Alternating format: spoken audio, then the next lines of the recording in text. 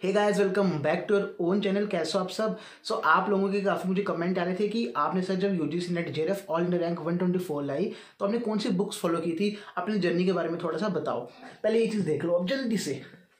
ये देख रहे हो, कुछ मिला? उसके बाद अभी रुक जाओ, ये दिखाता हूँ।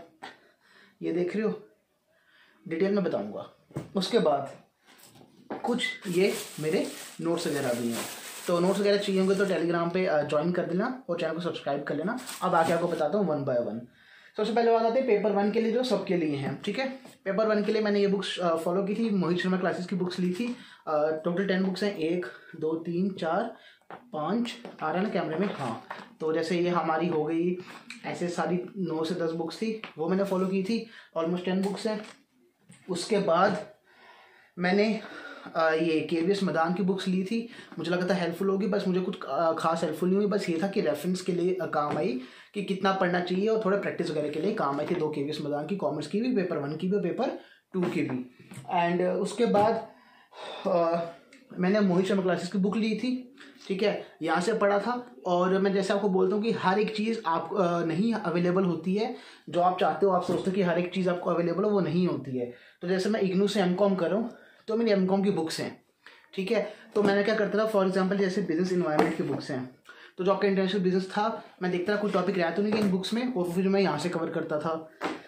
मार्केटिंग मैनेजमेंट था, मार्केटिंग मैनेजमेंट मैं बुक्स को रेफर करता था। उसके बाद जो चीज़ रहती थी वो इन बुक्स में फॉलो होती थी, इन बुक्स को देख के करता था। सिमिलरली मेरा फाइनेंशियल मैनेजमेंट आ गया। ठीक है, वो की तो इग्नू की बुक्स मैं कहूँगा बहुत ज़्यादा मेरे लिए हेल्पफुल रही। जैसे आपका एचआरएम था, आपको पता है एचआरएम कितना बड़ा टॉपिक है, तो उसमें जो भी चीज़ें मिस होती है वो इधर कवर थी। तो मतलब ऐसे करते हुए मैंने ये इंश्योर किया था कि हर एक चीज़ कवर कर पाऊँ।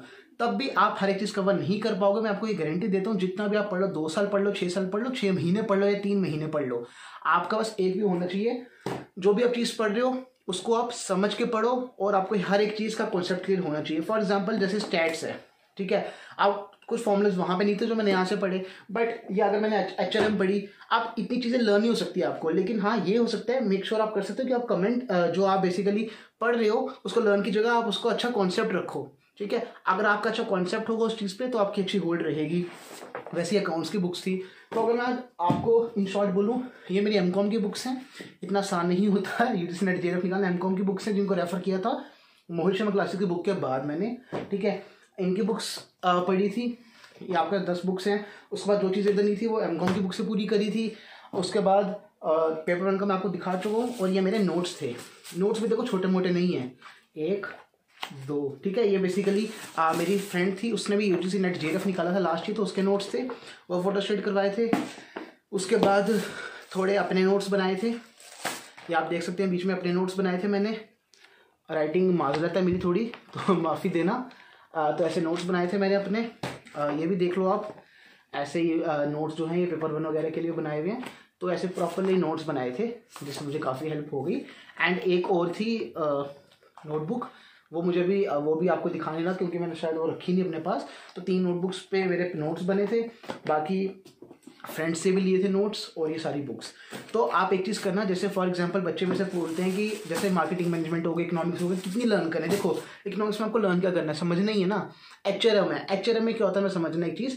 एचआरएम में आपको नॉलेज हर एक चीज़ की होनी चाहिए कि इसका मतलब क्या है। लर्न नहीं करो, वहाँ पे आपसे रट्टे नहीं पूछते या इतने लंबे लंबे क्वेश्चन नहीं पूछते।